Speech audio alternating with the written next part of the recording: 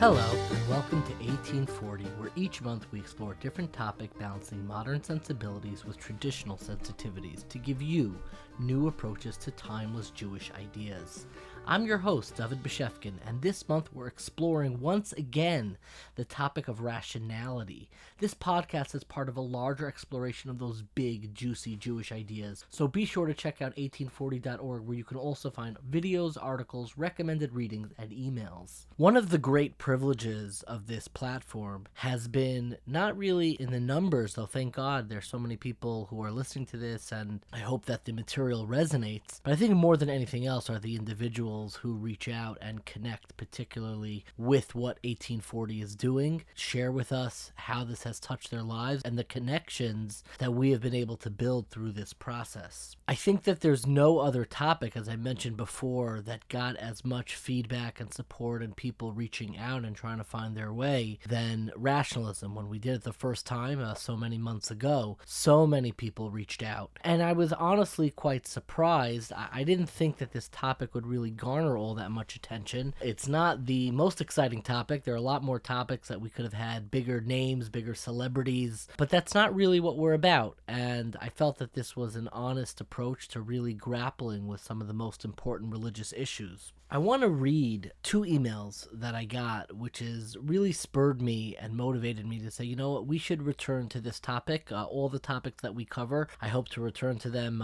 many times over the years, but the reason why I wanted to return to this so soon, to cap off the year as we go into the summer, it's not really a summer topic. We have some great summer topics planned. This is not one of them. It's not exactly what you expect to be listening to on a long drive to the mountains with the air kind of breathing and you wearing some sunglasses looking out the window and then hearing long discussions on epistemic rationality. If that is your idea of an amazing summer drive and summer experience, then definitely 1840 is the podcast for you. But I assume for most it's not, but we did want to return to this anyways because of the connections that we formed over the months through this topic. So one of the emails we received, and really there are few things that are a greater privilege and more nourishing for me, and I need to acknowledge the fact that I need nourishing. I find 1840 at times to be extraordinarily depleting, not because it's not joyful, but you want to be there for the people who reach out to you and things go wrong. Right now, I'll be totally honest with you, I'm recording this for the second time. I did an entire intro the first time and there was a technical snafu in the way that we recorded it, and it absolutely knocked me out. Like, to have to re-record the same thing again is depleting. And there are a lot of things that we do in our lives that can be depleting, but few things are as nourishing than feel like you are part of a mission-driven project, and to hear from the people who you're really connecting with and who the mission is really resonating with. So let me read one email to you. Dear David, in parentheses, can I call you David? You definitely can call me David. And this is what the email said. I appreciate the 1840 podcast and the impact it's had on my life recently. I grew up in a very happy, healthy religious home, great parents, wonderful siblings, and a feeling of great contentment. Recently, one of my brothers shared with us that he no longer believes in God due to his rationalistic deductions that there is no such thing as God, and openly calls himself an apikoros. This threw us all for a loop, to say the least. It's painful, scary, confusing to try to wrap my head around this new reality and try to gain an understanding of where my brother's head and heart are at. What's at the root of this? What's this new idea that I had never come across before? Rationalism? I had so many questions, as did my parents, two wonderful, special people. How do I rebuild a relationship with a person I know seemingly so little about, with a topic the size of an elephant between us? How can I approach him? Exactly during this time, your series about God and rationalism came out. My parents and I were hooked. I keep sending episodes to my parents, and they send quotes back. We send reading materials from the recommended reading list back and forth. Your podcast has given context, vocabulary, community, support to a previously very taboo subject.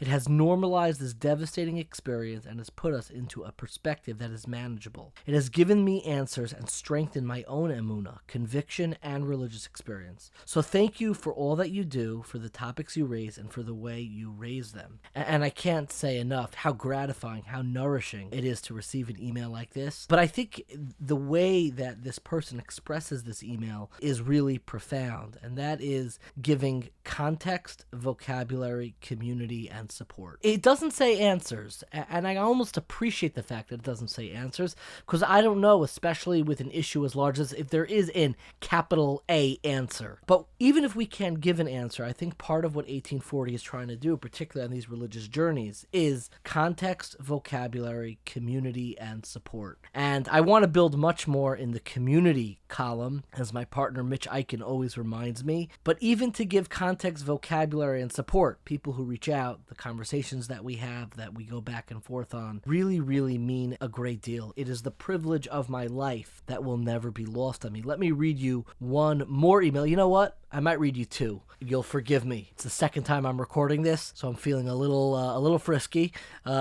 with my intro. Second time around is always going to be a little bit longer, so I'm going to do a second one as well. I am not one of your regular followers. In parentheses, my husband is, though. The podcast that you described today on anxiety and rationalism is almost exactly to the T what sounds like my son is experiencing. He is 18, highly motivated, smart, and science-based. Up until around 9 months ago, he was a deep-thinking, very serious, motivated, Torah-observant teen, social, musical, smart, fun. He started to read Eliezer Yudkowsky's blog by reading Harry Potter and Methods of Rationality. That's a blog that we've mentioned, Eliezer Yudkowsky. I have more than one connection to. I knew his brother, Oliver Shalom, and I am still in touch. I spoke this week to his sister, and he was reading the Harry Potter and Methods of Rationality. He's a totally different person, throwing around words like Bayesianism, rationalism, AI theories. He's no longer in yeshiva, and thanks to his rationalism, he no longer believes in God. He's now looking to go to a science-based program and hoping to find like-minded, science-rational people to have conversations with. After listening to your podcast, I'm wondering if you or your anonymous guest would be available to talk to my son.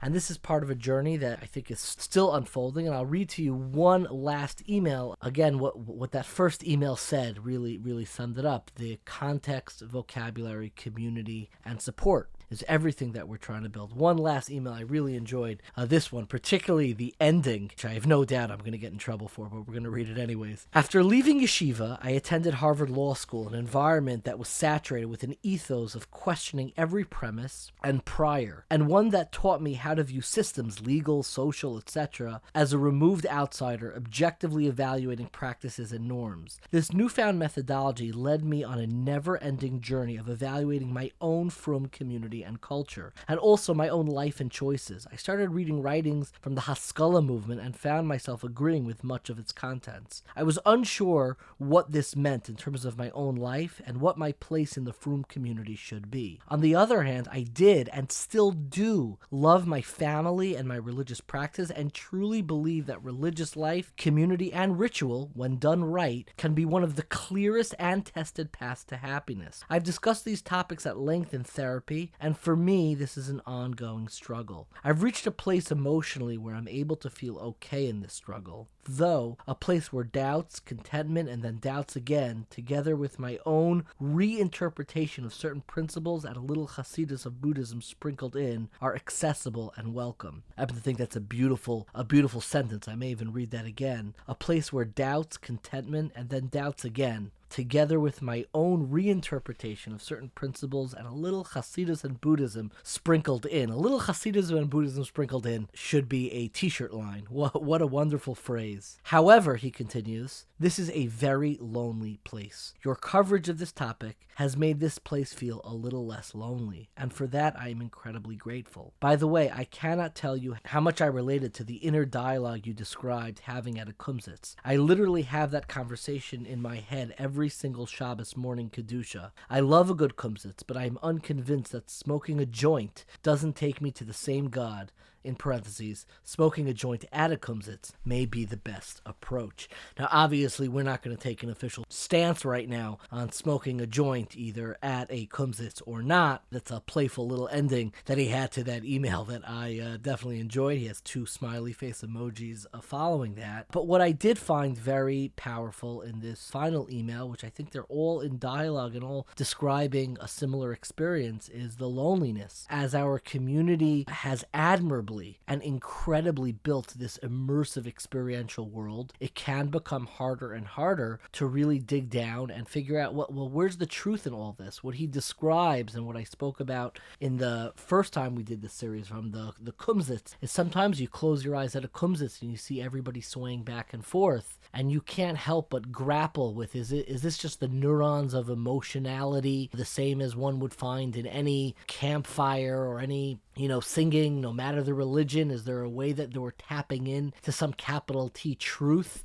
How do we extricate the truth from our own humanity? Which is part of what I think rationalism is trying to do, though personally I'm not sure that it is a journey or a goal that is even possible, and I'm not even sure that it's commendable and worth doing. I think part of what makes us human and part of what makes this journey so messy and so exciting is the very fact that extricating the emotional part of this journey from the ideologies, convictions, and contexts from which they arrive are almost inextricable. And perhaps all we can do is provide context, vocabulary, community, and support to help people find that capital T truth in their own lives, because the one that's hovering in the sky that we could polish off, that if we were exposed to it everybody would drop what they're doing and start doing it, maybe that doesn't even exist. Maybe that's not how life works. You need to be able to wed together your own personal experience with the convictions and ideology of your own life. And that's why I am so excited for this next interview. This next interview is part of this re-engagement with this series on rationality, and we have kicked off this series with some guy, and this is now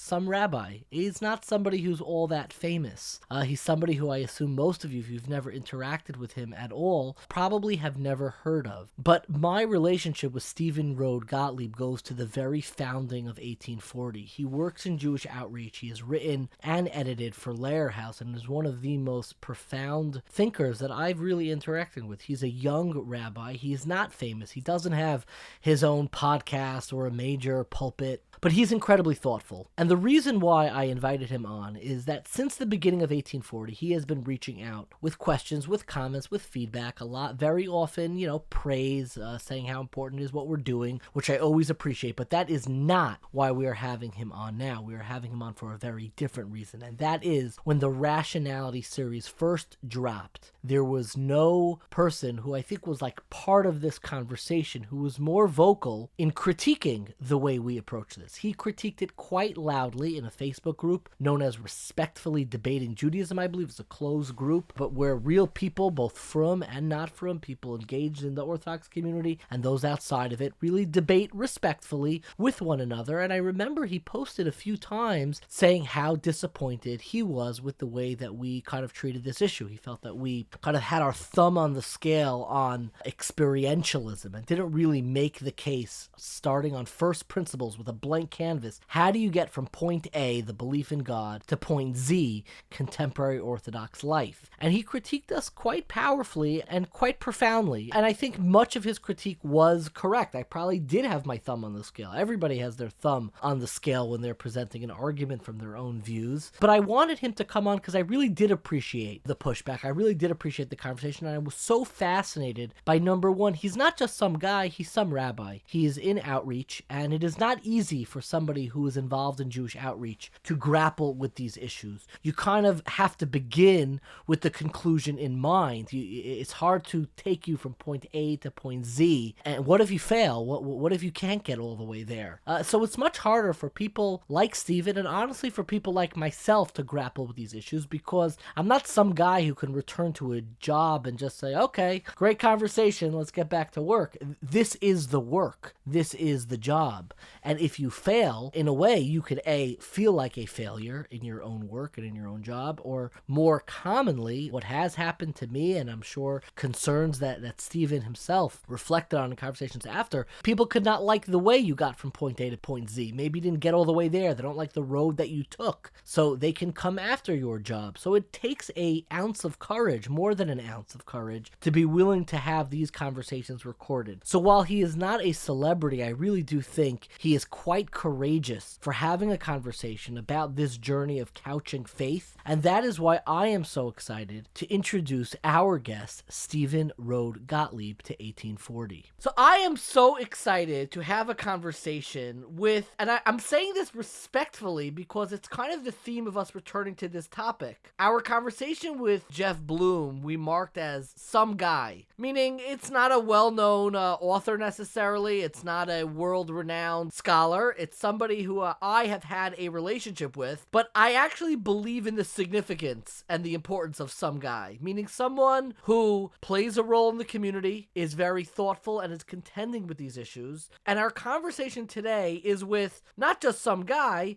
but some rabbi, somebody who is in the field of education, who is in the field of outreach, who contends with these issues very deeply and very thoughtfully, who has been a listener to 1840, dare I say, from the very beginning, and some of our most constructive feedback, conversations, discussions have been with him, which is why I am so excited to introduce our guest today, Steven Gotlib. Pleasure to be here. So, Steven, I hope you don't take any offense, and I hope it's okay that I call you Steven. We know each other for a very long time. Yeah, by all means. You do serve as a rabbi in Toronto, I believe, and you are a contributor and editor for Lair House. You've written so many thoughtful articles, many of which I have used for my shiurim and classes. But today, what I want to talk about is to continue and follow up from a conversation we began many months ago, which is about the rational foundations of religion. You and I both belong to a Facebook group called Respectfully Debating Judaism. It's a closed group. We don't allow just anybody to come in, but we really hash out ideas that relate to Judaism in a very serious way. One of the moderators is a former 1840 guest who used to post under the name Philo Judaeus, one of our more controversial interviews. And you presented many thoughtful critiques on rationalism.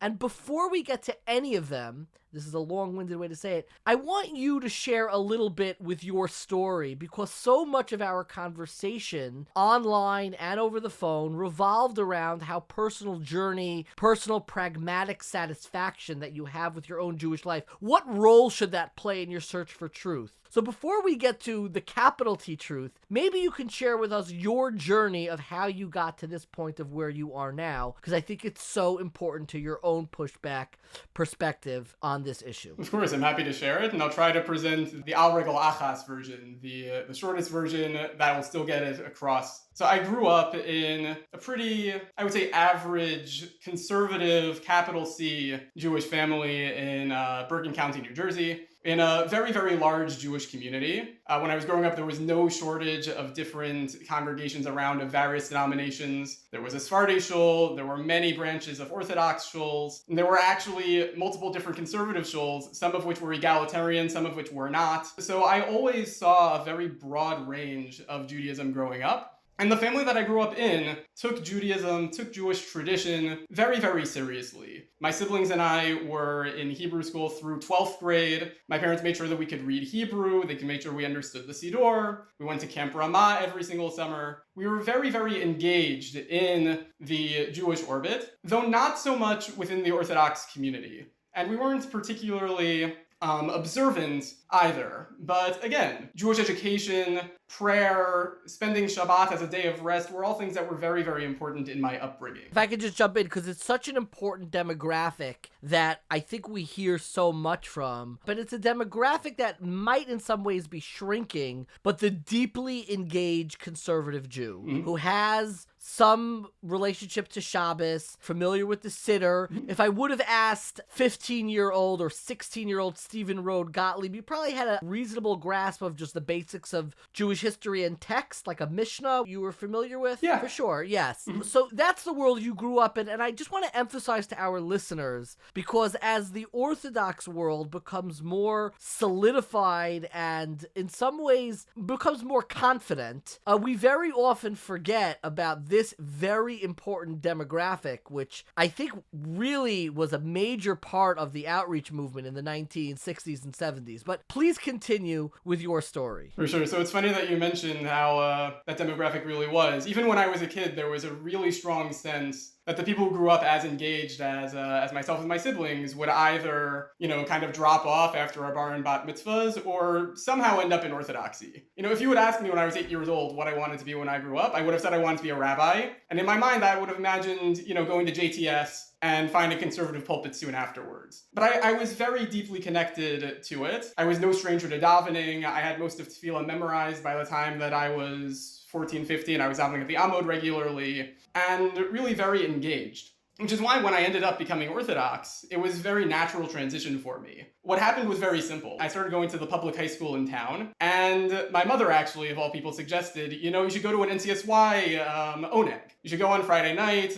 One of the local Orthodox shuls had a robust chapter. I already knew a bunch of the people there because I was in a preschool that a lot of the modern Orthodox kids in town were also in. And so I said, you know what, why not? So I went to an NCSY oneg. Shout out to NCSY. I have to jump in there. I mean, I love that that's part of the story. And let me just ask you, did going into an NCSY space feel like you were going into an Orthodox space? Was the denominational difference, did that play a real role in that? Like, I'm entering a non-conservative space, like the way an Orthodox Jew would feel going to Camp Ramah or a conservative shul. Like, it's a different space. Yeah, it definitely felt that way, especially in the town I grew up in, where public schoolers in NCSY was already a little bit of a rare breed. There were plenty of people who went to, co-ed modern Orthodox day schools and who socially, I was probably on roughly the same page as. But I was certainly in a space of people who I knew were going to different schools, were coming from different backgrounds. Men were wearing kippas and tzitzis out all the time. I was not yet at that point. The women were wearing skirts and long sleeves. And of course, when we davened with a mechitza. The davening was also the same liturgically. I could follow along, I could daven all the same. But it definitely felt like it was a new space for me. At the same time, because I had that liturgical familiarity, and because, I ended up being born a man and not a woman, so it felt like it was a very minor change for me. I was doing everything exactly the same as I was doing before. A few of the brachas changed words here and there, but for the most part, it was a very seamless transition when it came to the aspect of what to do in shul, who I was speaking to, all of that. The text. Yeah, the texts were very, very similar. And socially, again, you mentioned it briefly, socially going into an Orthodox space at this point, that's the transition that always worries me the most. I think it's the hardest transition, particularly in the tri-state area, because we're so culturally dense. You go to the wrong camp, you go to, Morashah is different than Masorah. Yep. These camps are their own worlds, and you go to TABC versus DRS. So coming in from the outside, it compounds your outsiderness. Did you feel socially it was a leap? Or because it was NCSY and it attracts a certain kind of person, it wasn't really such a foreboding presence, the social distinction? So there definitely was a leap to an extent. As I said, I could tell that I was in a space that was not my normal space. But even outside of that, there was a tremendous amount of inside baseball. I very soon learned what the difference was between going to MTA or Frisch or TABC or DRS. Yeah, just to our listeners, these are all names of modern Orthodox schools in the tri-state area that your knowledge of them is not a litmus test to your quality as a Jew. Certainly not in the rest of it. Maybe in the tri-state area this is the litmus test, but not in actual Yiddishkeit, the historic, situation within the Jewish people. But please continue, Steven. For sure. But no, so I did find out very quickly, what the differences were between all of these places. I had to pick up on the Hebrew words inserted conversationally more. It felt very out of place when we were listening to Divrei Torah, for example, and people were talking about things that happened in parts of the Talmud that I just was completely unfamiliar with, or people were referencing mitzvot that I just had no idea were things at that point. Sure. There were things that I was doing on Shabbos I just had no idea was usher because it never came up in the settings I had grown up in. You have an example of that? Because a lot of modern Orthodox kids don't know half the things that go on. I'm just curious if you have a memory of something being like, what? Like, that's a thing? So there was a Shabbos oneg that I was at an NCSY advisor's home, and I decided I'd help wash the dishes. And I was washing the dish with a sponge. That was a big no-no. Okay. That's one of them. There were others that happened here. That's very advanced.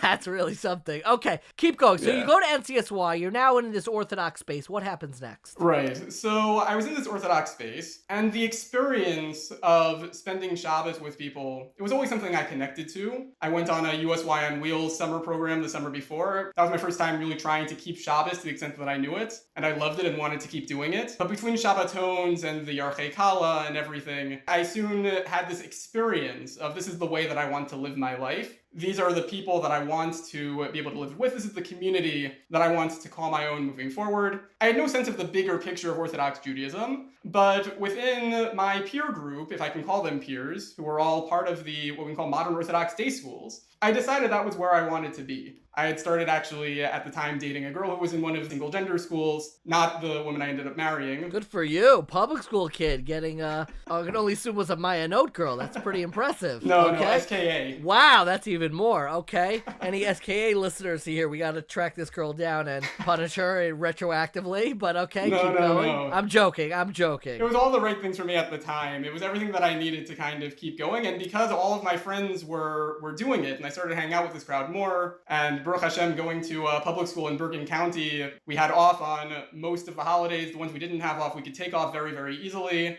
So it was really a fairly easy transition. There was a little bit of stress with my family, but by the time I was a senior in high school, I was pretty much fully Shomer Shabbos. I was fully keeping kosher. And, I was getting ready to go on a gap year with my friends. I was planning on going at the time to Yeshivat Oraita, and I was going to be doing that and then going into YU. What actually ended up happening was a little bit of a wrench being thrown into those plans, which was that there were particular advisors within NCSY who, and this is nothing against NCSY as an organization, but there were particular advisors who were very pushy in my religious growth at a pace that was not right for where I was, for where my family was. And they were very, very firm about it. There was a lot of talk about how if I wasn't going to go to Israel, then I would end up completely not frum. That there was no, I had to go, I had to do this. There was a lot of pressure. There was much, much more pressure to actually have me not go to Oraita where I wanted to go, but to go to Derech or Sameach instead, where they thought would be a better fit since I was coming from a public school background, which I did not want to go to. And there was a lot of stress. And ultimately, I saw how much my parents didn't want me to leave the country. I was very torn about it. And I talked with one particular advisor who I was closer with about it. And they said, Steve, you need to go. There's no question about it. You won't stay frum if you don't get your year in Israel. I'll pay for your ticket. I'll help with tuition. Get on the plane. Tell your parents you're sorry later. And that moment, I can see the look of horror on your face right now. Yeah, it is.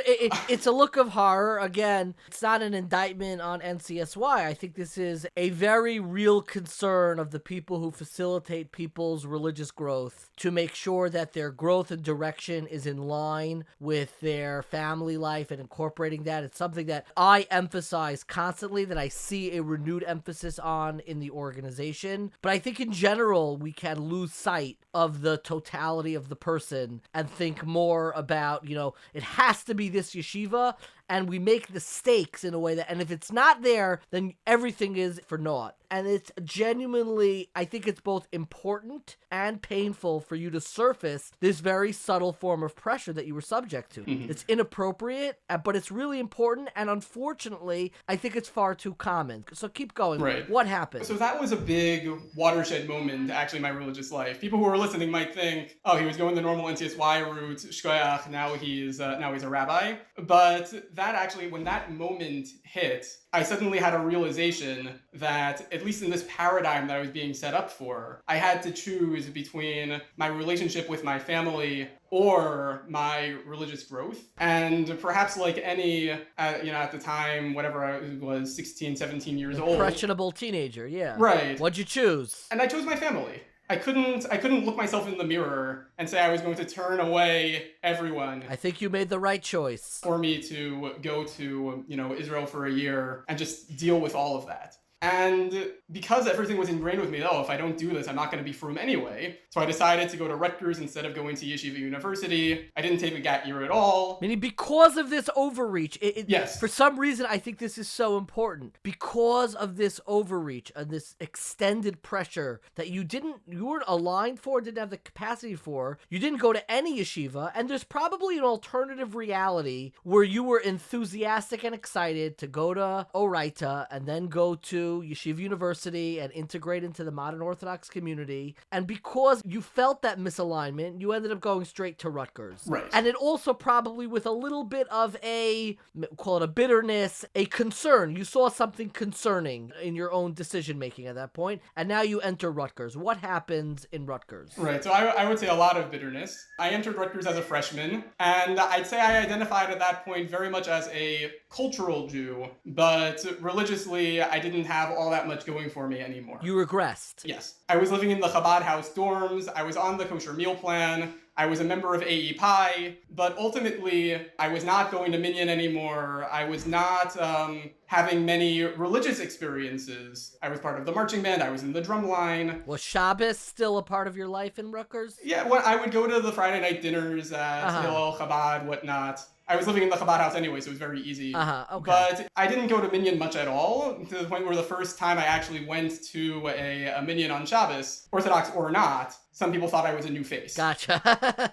So that's actually a common experience. Yeah. I kind of identify with that. You new around here? No, I've lived here for many, many years. Yeah. No, though I would say, culturally, I was still kind of part of the modern Orthodox world. Many of the students who went to these modern Orthodox day schools were living in the Chabad house as well. My roommate was someone who went to a modern Orthodox day school, who at the time was a little bit more observant than me. He was keeping Shabbos, etc., etc. Explain to me, I'm trying to bridge the story. You're now a rabbi working in outreach. There must have been another disruption. What happened? Right, so there were really two disruptions.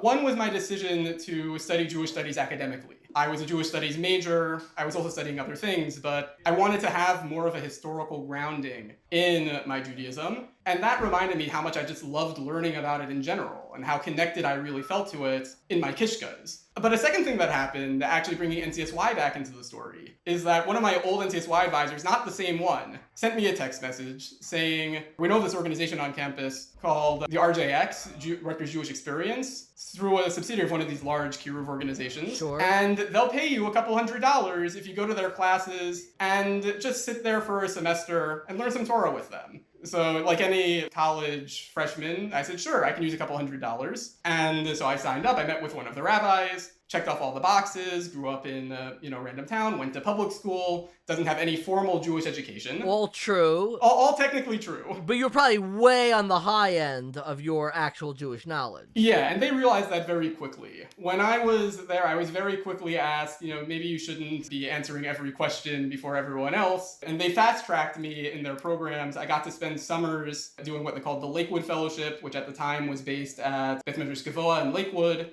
I had spent a little bit of a winter break at Ner Yisrael in Baltimore through them, which I know you were a esteemed alum of. Sure. Well, esteemed is a debatable. That's a subjective term. Right. We'll let them decide whether it's esteemed.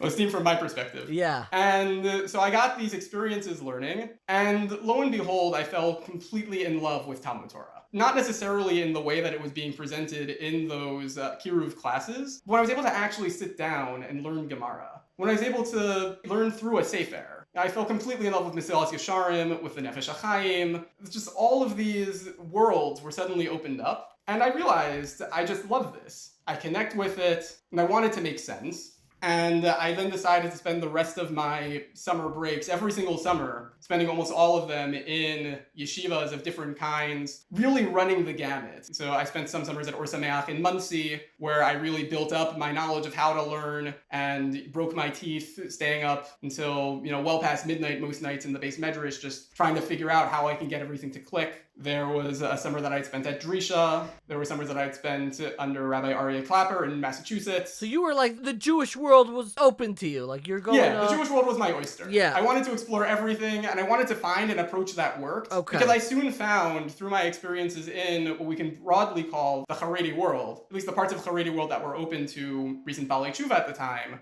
I didn't want the approach where I set myself aside and forgot about all the secular subjects I cared about as well. I wanted to be able to enjoy Jewish studies. I wanted to be able to enjoy philosophy. So when I discovered, sitting in the bookshelf at Rutgers Hillel, Rabbi Norman Lamzatzal's Torah Umada, I was hooked immediately. Gotcha. That was the path I wanted to live for my life. It spoke to me on a deep, deep level. From there, I learned many of Rav Soloveitchik's Sfarim, many of Rav Lichtenstein's. Did you ever have a period where you were outwardly Haredi? Because I'm trying to understand this. Yeah. My hunch is that at your wedding, you looked a little... You didn't look modern Orthodox at your wedding. You were wearing a black hat. You looked much more, right? If my memory serves me correctly. Right. Though there was techelas on my talis, if you look close enough. But where did that come from? Because was that just from your experiences in Lakewood and Beit Midrash Kavoa? Yeah, so I would say the founding experiences of me religiously, where I really connected not just to the social life, but to the intellectual life, came to me in settings where that was just what everyone around me was doing. Gotcha. You know, I was learning in the Beis Midrash at Ner Yisrael, for example, just because that's the most freshly in my mind. And suddenly it was time for mincha, and everyone put on their jackets and their hats. It felt like a beautiful experience to me. And those were the cultures where my Rebbeim, who I had connected with, were all through that. I just got crazy nostalgia of the wave of people going to the coat room in Ner Yisrael pre-mincha to put on their hats and jackets. I haven't thought about that. Sadly, I have not worn a hat for mincha, and it's been a minute. But that just gave me a very warm, nostalgic feeling. Just some more inside baseball, by the way. Ner Yisrael is where I learned that you could wear a sweater over your white shirt, and it's okay. Oh, it's very much okay. That's very Ner Yisrael. It's okay in Ner Yisrael. Let's caveat to our listeners. Don't try this anywhere. But let me ask you, so you don't end up going back to Or Sameach,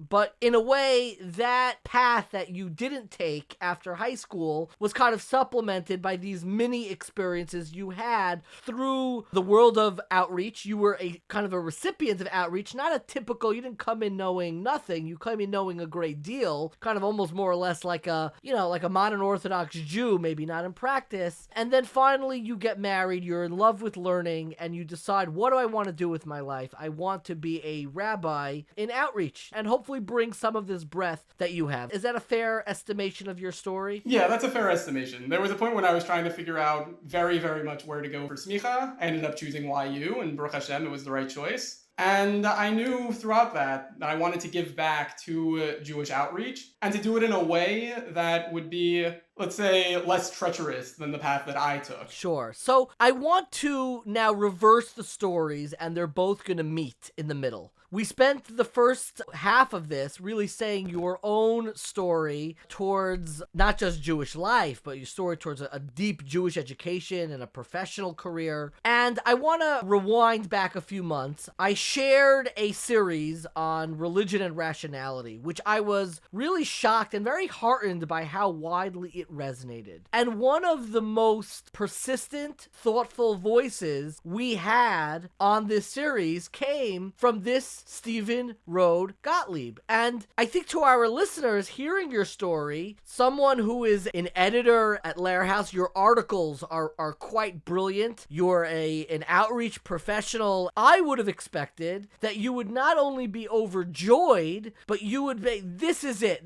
He's wading into the territory, he's building the foundation. But I felt I struck a nerve with you, a frustrating nerve. And my feeling, and maybe we'll talk about this, was that the nerve in many ways recalled your own experience and your own journey. And I also need to mention you have a review coming out on the Lair House. Hopefully that will be out just in time for when we publish this interview on this book by Jeff Bloom that we're talking about, Strauss, Spinoza, and Sinai, Orthodox Judaism and Modern Questions of Faith, which is all about, finding that rational grounding for Judaism. What was Steven Gotlib, this incredible soul who's been through, has seen the modern Orthodox world, the Haredi world, grew up in the conservative world. What was his issue when we first dealt with religion and rationality? So I think that there were two primary issues that I had, each relating to different episodes in the series. That very first episode with the anonymous guest struck a nerve in that it felt very much like this was someone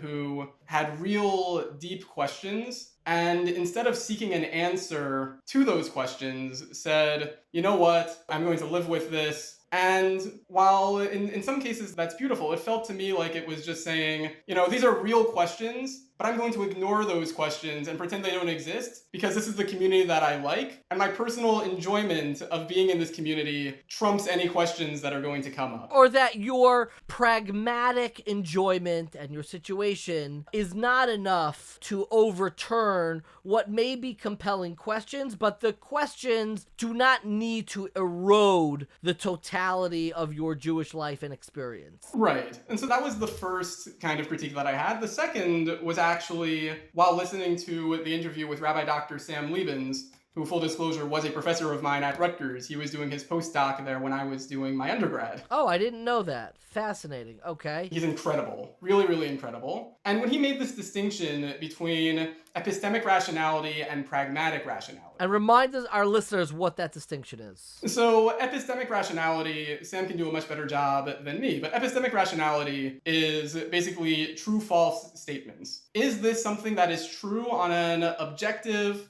or at least a rational level? And then pragmatic rationality is, given that there are only so many routes that my life is going to take, Sam used the example of an undecided Jew. He has a new book coming out on that. Or choosing a movie, I think, or picking what movie to watch tonight. Yeah. Right. Given that leaving the community I'm already in will cause so much harm to me socially, pragmatically, what are the actual live options that I can choose between? Christianity isn't a live pragmatic option for someone who's deciding between different styles of Judaism to live. So it's off the table as a rational option under pragmatic rationality. And I thought that the emphasis on the pragmatism over the epistemology really, really got to me. Precisely because if you had taken me when I was 15 years old, the pragmatically rational thing for me to do would have been to never look into Orthodox Judaism in the first place. Would have been to stay within the conservative movement, go to JTS, maybe go to Hadar, and be that conservative rabbi, because it wouldn't have impacted my standing with my family, it wouldn't have impacted my social standing,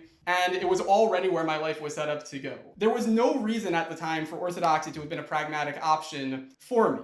It was precisely the strength of the experience that I had, and later the intellectual discoveries that I made, that overrid all pragmatic options in my head and said, this is the path that I'm going to commit to. I absolutely love that, and it gets to the heart of so much of our further discussion and debate, and I just want to make it clear, I don't want to speak on your behalf. I felt that at all times, while maybe I got frustrated, we have deep admiration for one another. Is that fair to say? At no point was there like, I can't stand this guy. There was a deep appreciation from my side, at least, that you took this seriously. 100%. Let me add in one other thing that you mentioned. I felt that I heard what you were saying from a different way, meaning you were frustrated that pragmatism was playing such a serious role because you wanted the rational founding of our Orthodox life to take you from first principles to the life that you are living today. And I admitted to you over the phone that I am not sure that that exists or that we can do that. Meaning, if you told me,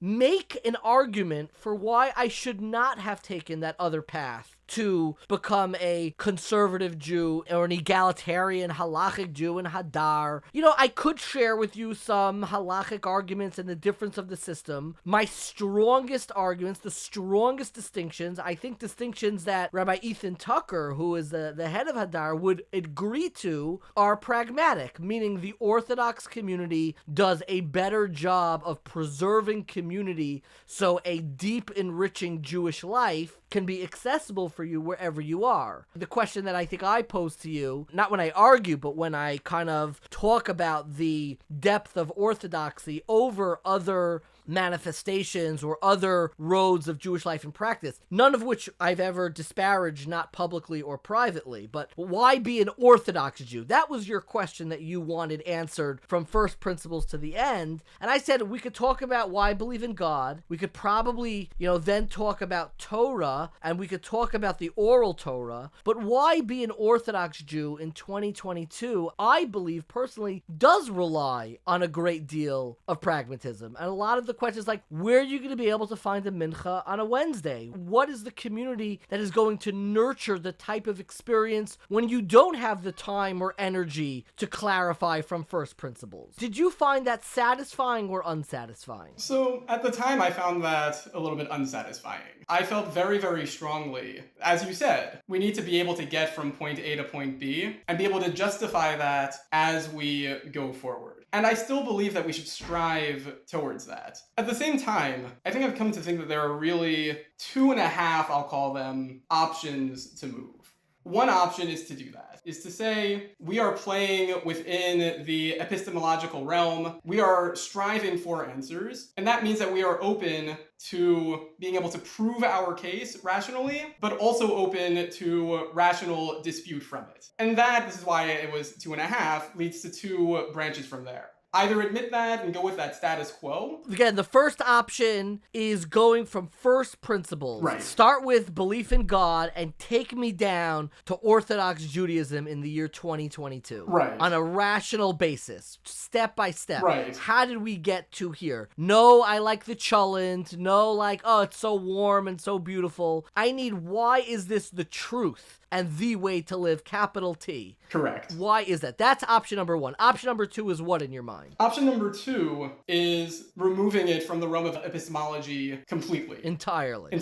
Rabbi Jonathan Sachs had a letter that he wrote to Louis Jacobs where they were arguing Torah min hashamayim and what it means for the Torah to be from heaven. And he said in that article that we need to understand, or he said in that letter, I should say, we need to understand that who wrote the Torah is not an empirical question. And that how we look at the Torah, whether we look at it as history or revelation or mythology, is also not an empirical question. It's completely out of that realm.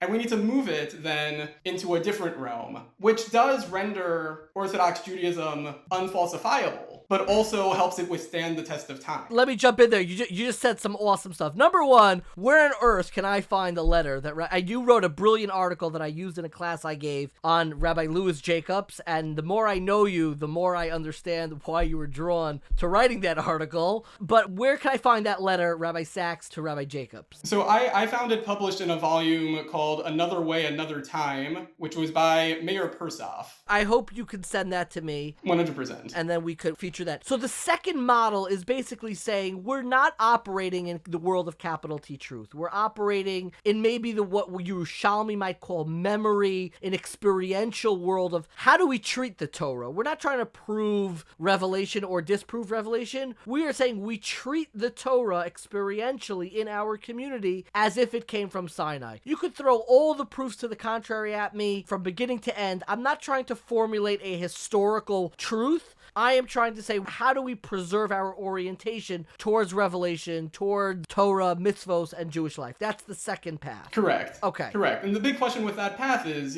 how do we do this while also being true to the implications of that position? And how do we make it something that we can actually live and experience without even necessarily viewing it as capital T truth for ourselves, but also understanding that once we're in the realm of the experiential, we can't make the same claims onto the community as a whole anymore. Meaning, if you don't think that you're in possession of a capital T truth that can be proven from first principles, that may affect the way that we present to the outside world. It may affect the way that we do outreach when somebody, is choosing between different forms of community. That may affect your own orientation. There's certainly some troubling effects it may have to your own sanctity and seriousness with which you treat your own observance. Struggles that people certainly have had, and, my inbox is filled with people who deal with that. You said 2.5 approaches.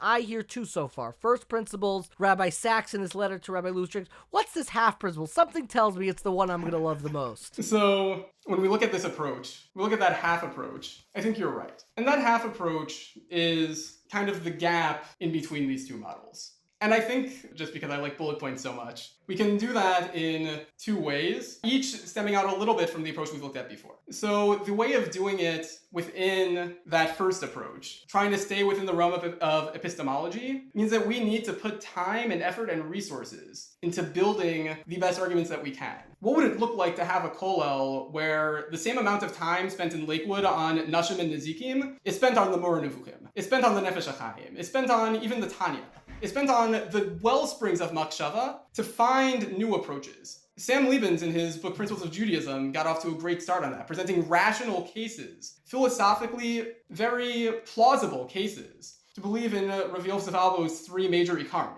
And that's, I think, an excellent, excellent step. we should be supporting that and supporting that journey within the realm of striving towards that. At the same time, understanding that the vast majority of people aren't going to be in a philosophical mindset. Yeah, interested. Yeah, correct. Right. Understanding that's only going to be a select few. How can we still make Judaism something that we can live as a community, wholly, truthfully, and as our whole selves within? And I think the way to do that is to understand what the implications are in bringing Judaism into the experiential realm and in staking that ground away from epistemology, at least until we can develop epistemology that's sustainable enough to survive the critiques that, hardcore rationalists are going to throw at you. And I think the way to do that, at least to start, is by understanding what it means to have an experiential religious experience make a claim on you. Yehuda Gelman has an excellent book that was very formative in me on this called The Mystical Experience of God. And he makes the argument, al regel achas, he makes the argument that just as we take things like love for granted, things like hate for granted, emotions that have no grounding whatsoever in the physical world, so too our religious experiences we can take as a real experience, as something that makes a claim on me, even on the rational level. Because I feel this, and I know me. I think, therefore I am. I feel this, therefore I know it, and am compelled by it. However, he makes sure to note, that is compelling for you, but your experience is not necessarily compelling to other people. The fact that I experience a call to Orthodox Judaism does not mean that my next door neighbor also will feel that call, and it certainly does not mean that my experience makes any claim on them. What it does mean is that as an outreach professional, I need to make sure that I'm trying to cultivate personal experiences in others. If they don't experience it,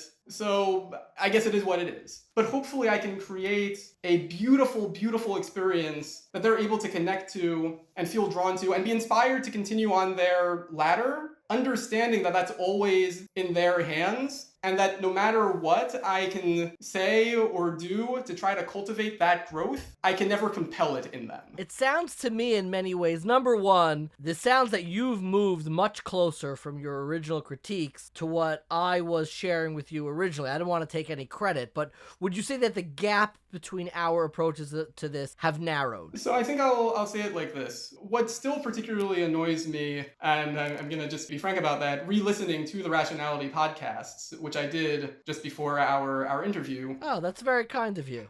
That so many of the speakers, they were trying to have their cake and eat it too, essentially. They were arguing for removing Judaism from the epistemological realm, but also that should still make a claim on others. That the religiously undecided Jew, the pragmatic reasons that work to bring me to orthodoxy should also be able to work to get other people in. Simi Peters, I think, was most explicit with this in her interview. To be fair, she did admit that it's not a neutral choice morally between orthodoxy and other options. In her chapter in Sinai Spinoza volume, she does specifically say, on a moral level, on a sociological level, on basically every level, Orthodox Judaism doesn't have a lot going for it over alternatives, except the fact that there needs to be something pushing us into another view. For her, that was in the realm of history. Seeing how many people have maintained their belief through the ages, no matter what. And that, she said, should be a convincing argument for Jews. The question is, what happens when a Jew doesn't buy that anymore? And you had questioned her on this a little bit when you had asked for a Muslim or a Christian and in their perspective. But my question back is, well, then what do you say when a Jew says, I don't buy this argument.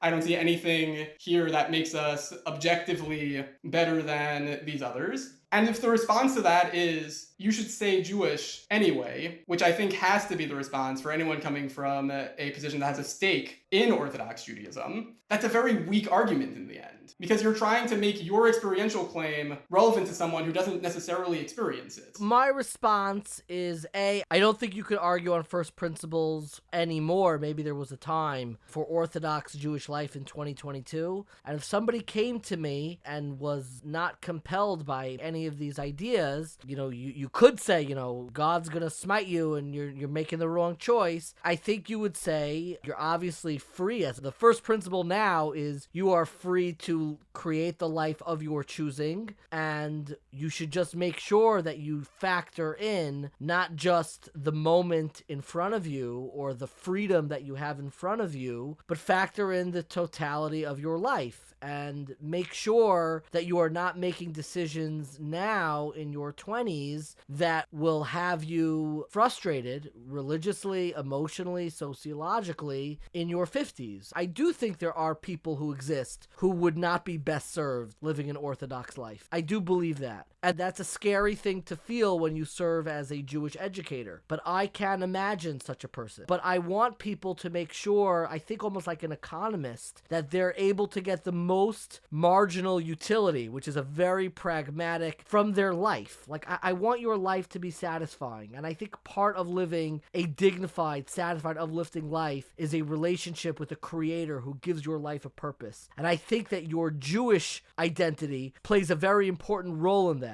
If you don't see that connection at all, I don't think it helps or there's any marginal utility in me stuffing it down your throat. But I would almost keep it on the back end of your mind that if you don't feel this when you're 26 years old and living, as a single person and think that this will never play a role in my life, I would say just don't forget about 36-year-old you, 46-year-old you, 56-year-old you. I think sometimes we have a experiential arrogance that insists upon path number one. Everything needs to be justified with first principles. And when that insistence plays a role in all of your decision making, it can stunt not just your spiritual life, it can stunt your romantic life, it can stunt your professional life. And you have to allow yourself, give yourself the freedom to make nourishing decisions for the totality of your life. That's often what I respond, which I know is not a first principles argument.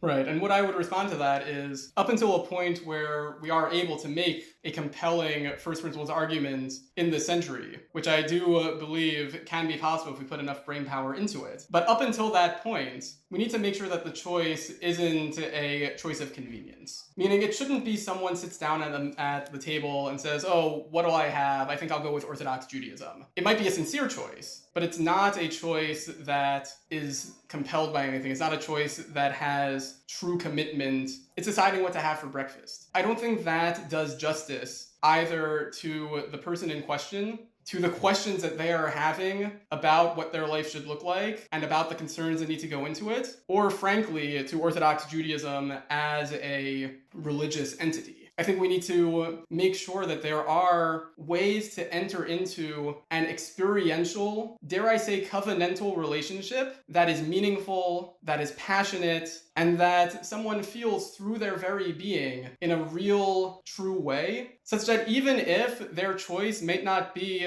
in the realm of epistemology, it's not just a choice that they can just as easily, go the other way about. It's not a neutral choice. I think we are absolutely in agreement in this. I am concerned that we have drifted away from any substantive grounding. Even in the way we talk about teaching Emunah is so often just like, it's not even in the same universe as these discussions. And I believe these are discussions about Emunah in the grandest sense. And we have, in many ways, we are no longer leading in our institutions in cultivating these conversations. With that being said, I do think we disagree on how institutionally these should be cultivated. I think these are very private, very individual, and very, very individualistic conversations that on an institutional level, to have them in a classroom or what you imagined in a kollel and to have them in curriculum, I am far more skeptical, I imagine, than you are to do this in an authentic way and in a way that would even be constructive for the vitality of Judaism. I also happen to think the only way to transmit capital T truth is not through the vessel of rational inquiry. There are other vessels that are able to transmit capital T truth. And I think that the model of the way we find truth in relationships, the way that we find truth in our our marriages and our relationships with our children and our community, I think need sometimes, very often, substantive grounding, but we know instinctively that the primary vessel is not necessarily rational inquiry. And I think those other vessels are important, though I do think we're at a point in the Orthodox world where they're being overemphasized. I will say to you, and I have said to you, that I think I was too dismissive. Even within the rational,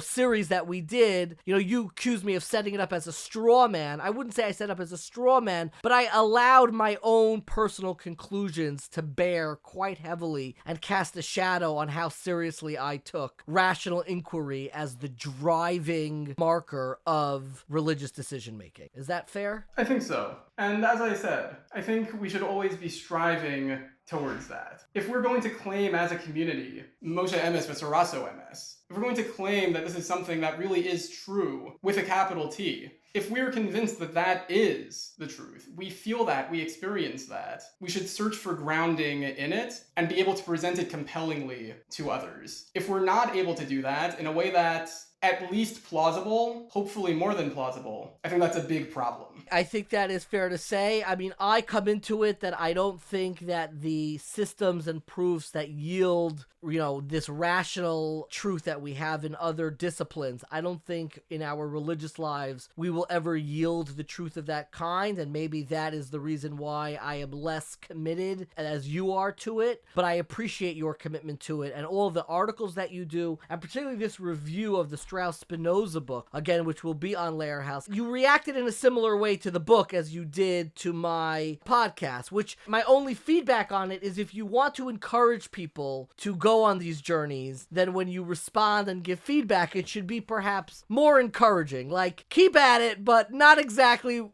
didn't reach the finish line, but keep at it. That would be my feedback to your feedback. Also fair? Also fair. Also fair. Let me ask you, before we go up to our rapid fire questions, we share something in common, which is that I think that we have conversations and interact with people that are outside of the traditional framework of outreach, that are outside of the traditional framework of what you would see necessarily in a classroom. Very deep, serious conversations about, is this real? Is this true? And we don't have the luxury of being some guy like Jeff Bloom. We are both some rabbi. And I have shared, and I'm very honest about this, that it is very fatiguing to have these conversations as a rabbi because what you think and how you navigate it has professional repercussions. There can be points in your life, as with anyone else's life, where there is a dissonance between the communities that you represent and what you are feeling internally, which normally is something that is bearable. If I'm some person who lives and goes to shul and I'm having doubt or concerns, I'm trying to navigate these massive questions, I could go to shul, I could not go to shul. It's not going to affect my life in extraordinarily drastic ways. I might get, like our anonymous interview, maybe I have angst and anxiety about it, but I could still continue living my life. How does your professional situation, you are an outreach person and you are having fairly high level conversations, and admitted both to me and in your review that we have not yet achieved the first principles proof of Judaism that you are now going out and sharing with the world. How does this affect you as an outreach professional? That's an excellent question. I always try to emphasize with everyone I meet, in shul and beyond, when we have these conversations, even when someone just responds to an article of mine, I really try very hard to emphasize that at the end of the day, we need to not only think, but also live. These questions are going to be present. These questions, I dare say, can haunt us. They can keep us up at night sometimes. And that's okay, but that shouldn't stop us from living life, from engaging with each other in meaningful ways, and from exploring what the possibilities look like in our lives, to maybe challenge our assumptions, and to move forward into the as of yet unexplored. And to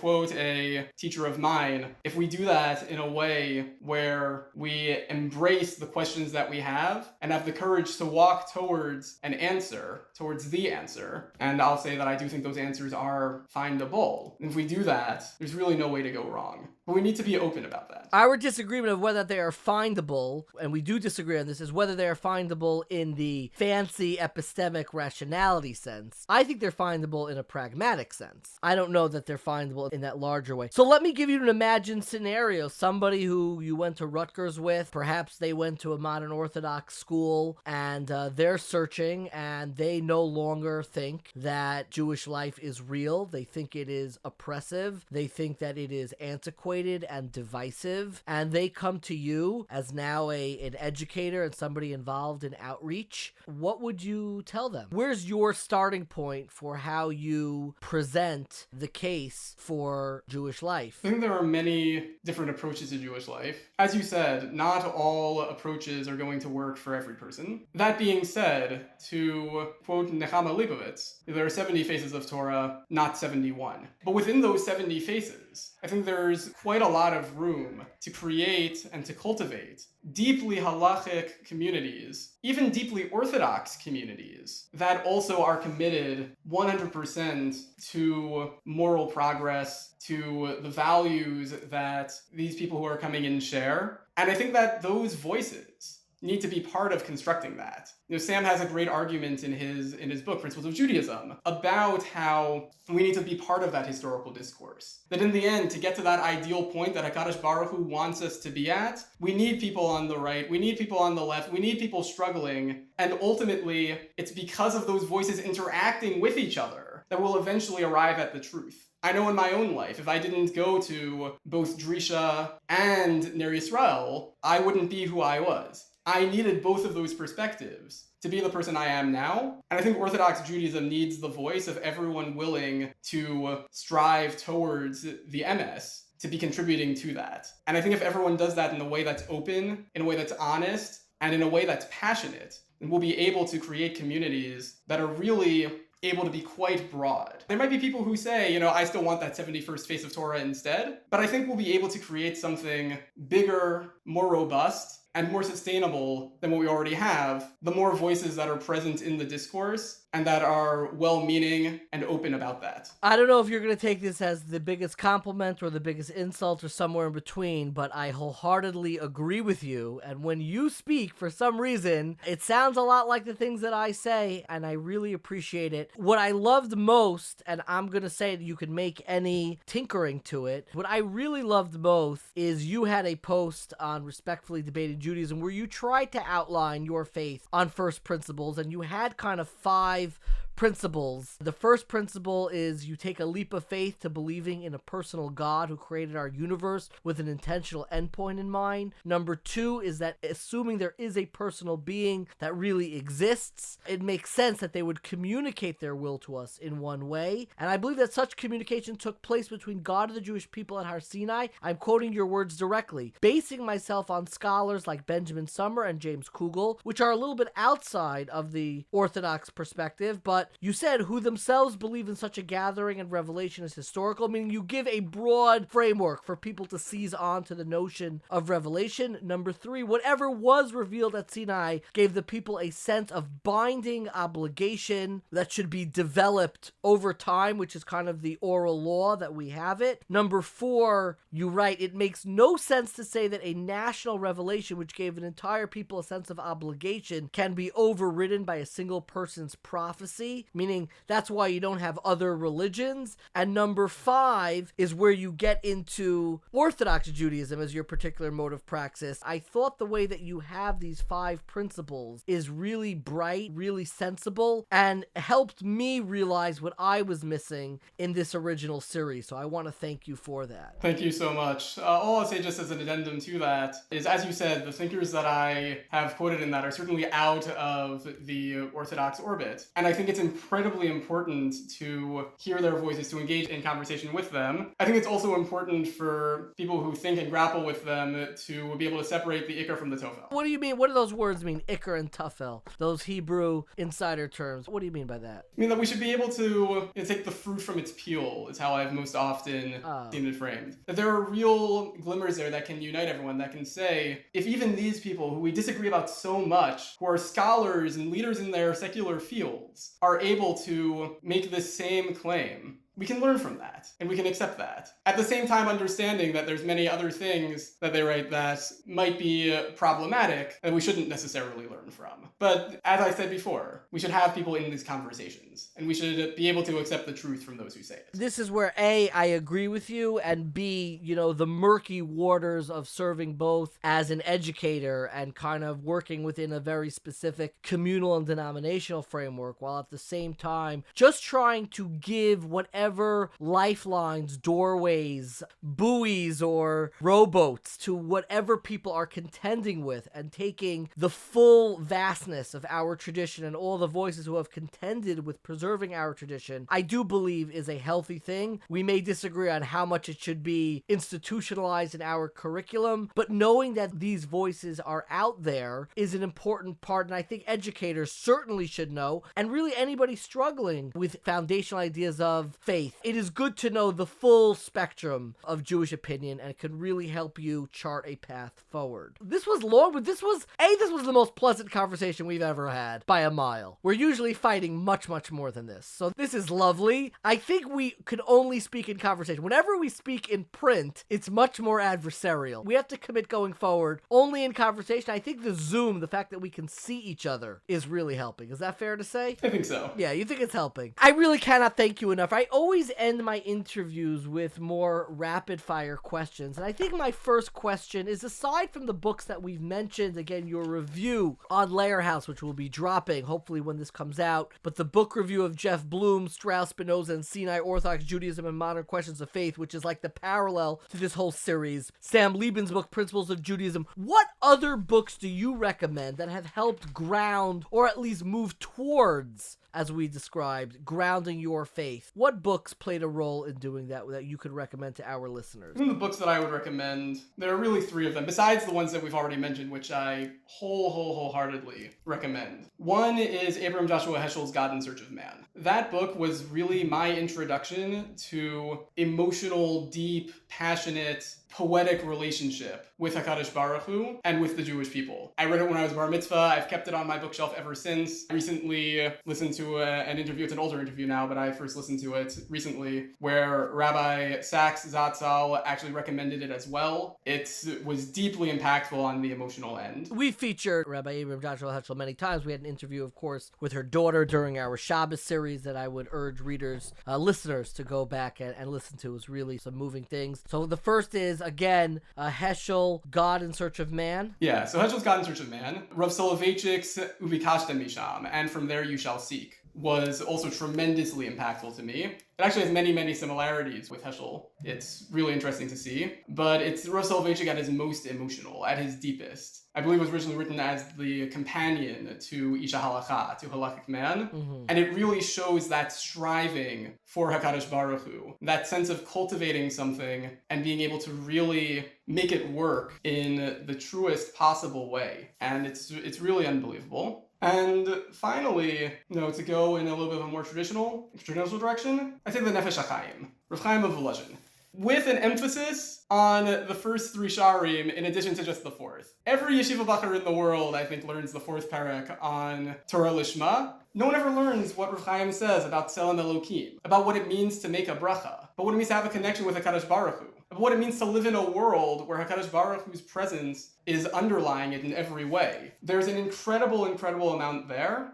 And, while I'm at it, just like I had Heschel and Rav Soloveitchik, compare it to the Tanya. Look at how there's so much more similarity than people assume. They're not just butting heads with each other. There's so much agreement, and there's so much to learn about how to build and sustain a Jewish life, both when it comes to metaphysical principles and when it comes to living out those principles in a real way in our observance and in our interactions. I love that. My next question, which maybe one day will become a reality, if somebody gave you a great deal of money and allowed you to take a sabbatical, or as long as you needed, to go back to school and get a PhD, what do you think the subject and title of that dissertation would be? So the title would be Theologically Speaking.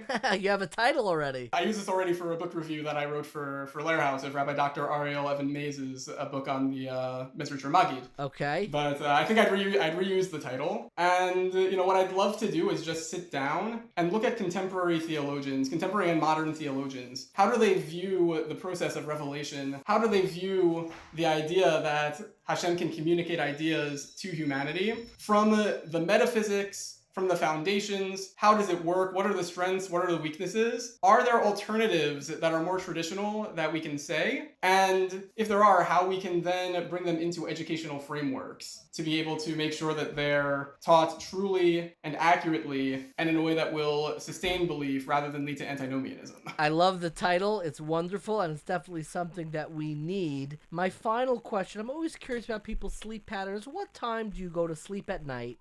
And what time do you wake up in the morning? I go to sleep very early and I wake up very early. I go to sleep somewhere between 9:30 and 10 at night, and I wake up somewhere between 5 and 5:30. For some reason, that does not surprise me. I feel you have a regimented personality. The person who, I'm a pragmatist, so I go to sleep whenever I'm tired and I wake up whenever I stop being tired. But you're a first principles person. I feel like you did the research. You're like, what time should I be going to sleep?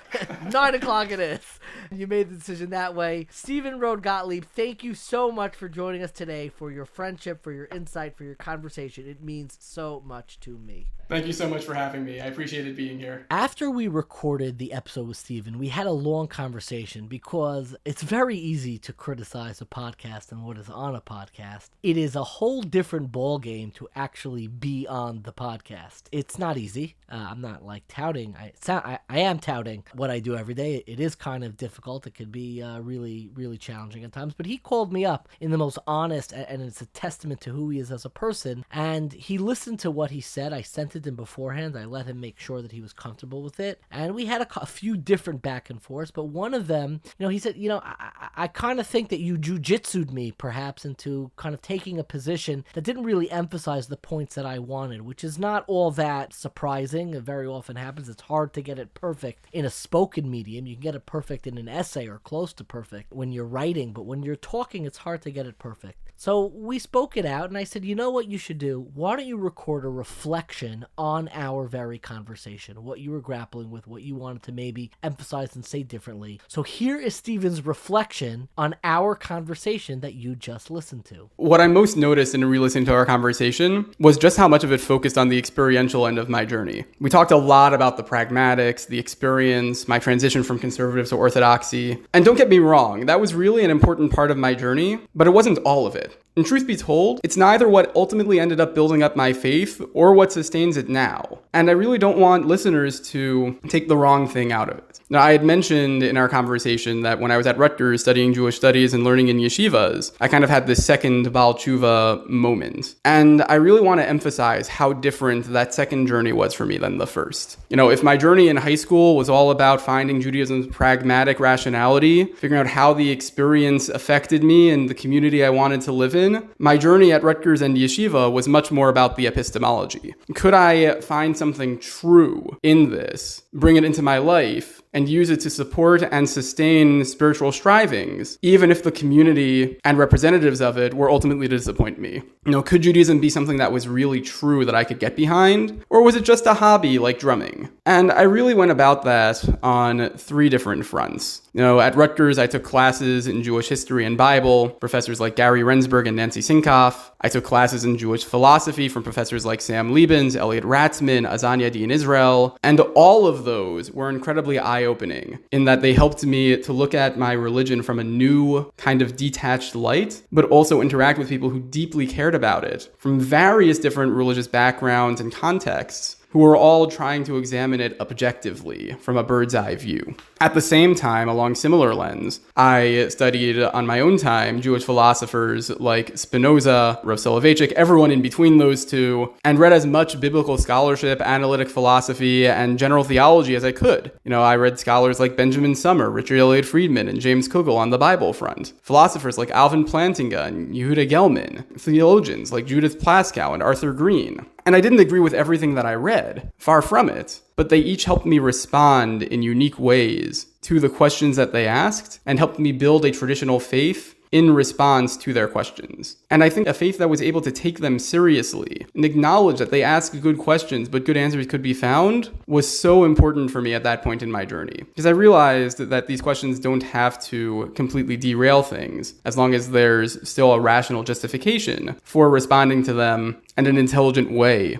to do so. The third front was really my time in yeshiva. In addition to learning Talmud, I also learned from various Balei Machshava. The biggest influence on me at the time was the Mor Nevuchim, which in retrospect, I would probably add to my recommended reading list. Tanya and Nefesh HaChaim are deeply, deeply experiential texts, but the Mor Nevuchim really helped me gain confidence in having a philosophical backing, albeit the Aristotelian metaphysics that it was in conversation with aren't necessarily so popular anymore. But in addition to that, thanks to Sam Liebens, Hasidus also came to play a really big role. Rabbi Shmuel Phillips, who I know you've had on the podcast, in his book Judaism Reclaimed, writes that, quote unquote, rationalism and mysticism are two wings of the same bird. One wing fails, the other picks it up. And I took a different approach based on my learning with Sam, which is that they're also two sides of the same coin. We shouldn't draw a hard and fast line between rationalism and mysticism per se, but between good philosophy and bad philosophy. And frankly, even though it sounds funny, Hasidus and Kabbalah have a lot of good philosophy in them, and you can really build a very plausible, very rationally justified worldview out of it. I actually have a good friend who's now a PhD candidate at Yale, and he wrote an essay in an Ivy League philosophy journal when we were both in undergrad, basically arguing that Sam's articulations in his book Principles of Judaism should actually be seen as more rational from an atheist vantage point compared to more traditional alternatives, which I thought was really neat. So all that having been said, though, my traditional studies really did elevate me from seeing Judaism as something that was only plausible to really making a compelling claim on me. But if it weren't for that initial sense of plausible justification that I had, if it wasn't for something in the epistemology really sticking out to me and showing me that you can draw a line from first principles to the Orthodox Judaism that I was practicing, I would never have even bothered to restart my journey. Abraham Joshua Heschel wrote something that I found to be very profound.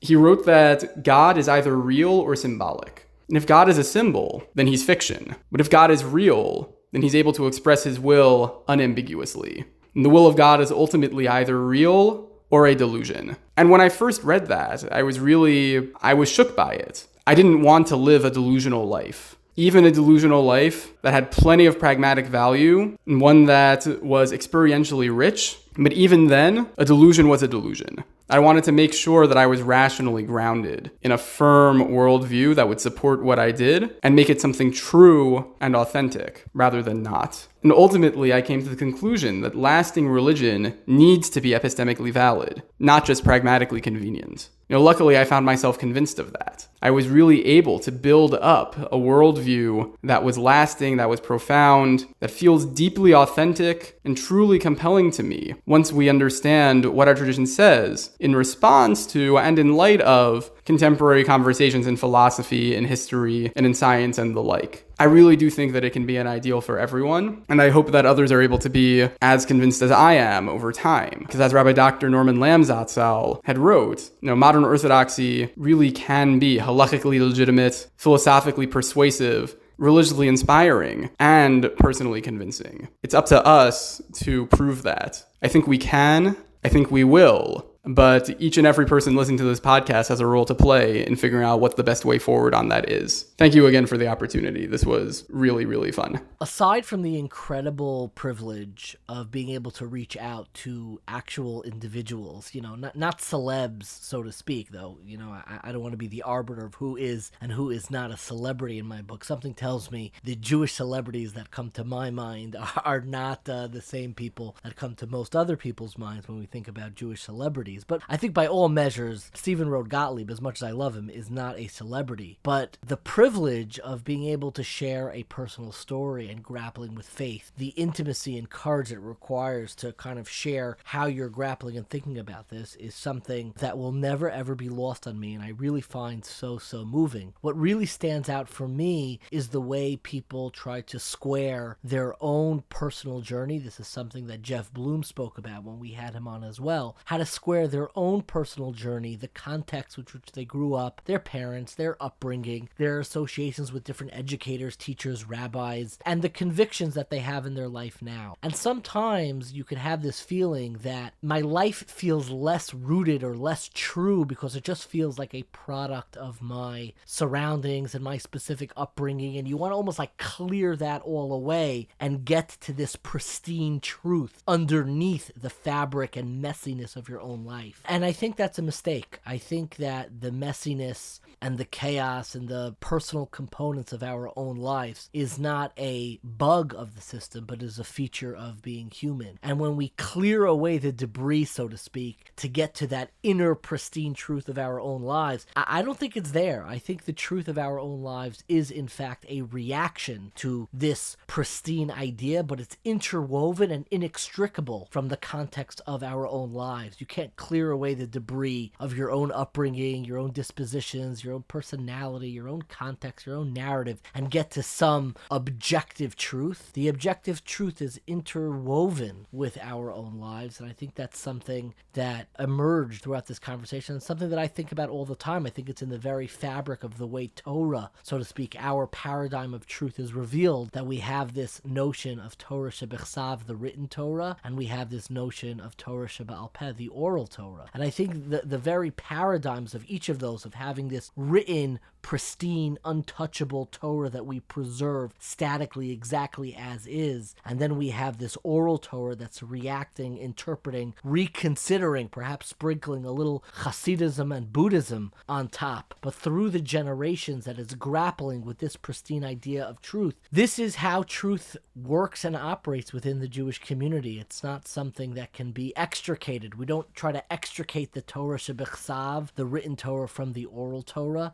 It's not something that can be extricated. They are interwoven with one another, and that is how we both preserve and transmit and grapple with in our own lives the notion of truth itself. So thank you so much for listening. This podcast, like so many of our podcasts, was edited by our friend Dina Emerson. And our friend Dina Emerson, in fact, has told me that she rejects the notion of being called our friend. Why, she says? Because our friend makes it seem like I am not a part of the our. But, Dina reminds me, she's very much a part of the our. She's part of the essential 1840 team. I wasn't sure what to make of that feedback. I gave her the option of being called our Dina Emerson, or just our Dina Emerson. But you know what? I am going to note her objection and remind our listeners that, of course, Dina is a part of the inextricable, essential 1840 team, but at the same time, we can be friends with ourselves. Which is why I am so thankful for Dina Emerson, our friend, who edited this podcast like so many of our podcasts. And it wouldn't be a Jewish podcast without a little bit of Jewish guilt. So if you enjoyed this episode or any episode, please subscribe, rate, review, tell your friends about it. You can also donate at 1840.org/donate. It really helps us reach new listeners and continue putting out great content. You can also leave us a voicemail with feedback or questions that we may play on a future episode.